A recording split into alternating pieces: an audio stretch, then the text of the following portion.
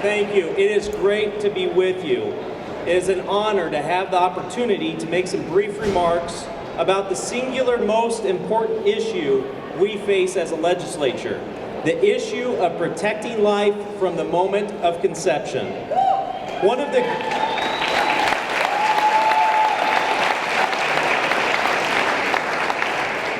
the greatest public servants, in my opinion, was William Wilberforce, a member of the British Parliament and leader who led the fight to end the slave trade.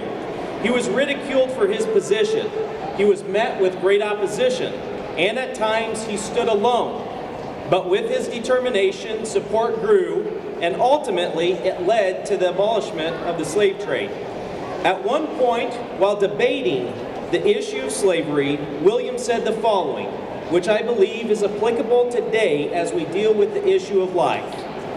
When we think of eternity and of the future consequences of all human conduct, what is there in this life that should make any man contradict the dictates of his conscience, the principles of justice, the laws of religion, and of God? Sir, the nature and all the circumstances of this trade are now laid upon us. We can no longer plead ignorance. We cannot evade it. It is now an object placed before us. We cannot pass it. We may spurn it. We may kick it out of our way, but we cannot turn aside so as to avoid seeing it. For it is directly before our eyes that this House must decide and must justify to all the world and to their own consciences the rectitude of the grounds and principles of their decision. Friends, as a legislator, may I echo those inspired words of William Wilberforce. I am calling on my colleagues in the House and the Senate to recognize the issue of life is directly before our eyes, that we can no longer plead ignorance, that we cannot turn aside as to avoid it, and ultimately, we must justify to all of Iowa and to our own conscience the grounds and principles of the decision we are to make. On my desk in the Senate, I have two quotes taped directly above my voting machine. It is deliberately placed there in such a way that I am constantly reminded of these inspirational messages prior to each vote. One of those quotes is by Edmund Burke, which reads, "The only thing necessary for the triumph of evil is for good men to do nothing." Today, I see many, many good men and women, old and young, standing shoulder to shoulder. In each of you, I am inspired.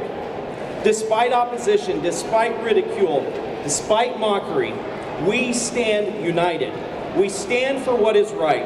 We speak for those who are voiceless, and we fight for those who cannot defend themselves. This is why we are here today, and that is why we will be triumphant. In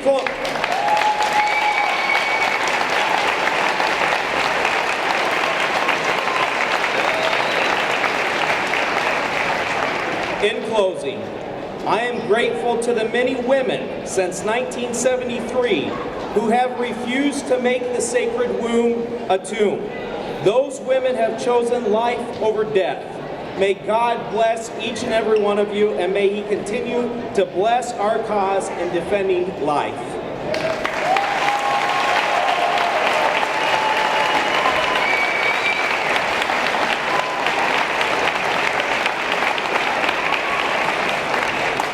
At this time, I would like to have anyone that brought a pair of shoes to represent those who have not had the opportunity to have their voices heard to be added to the over 2,000 pairs of shoes found directly in the middle of the rotunda here today. Thank you.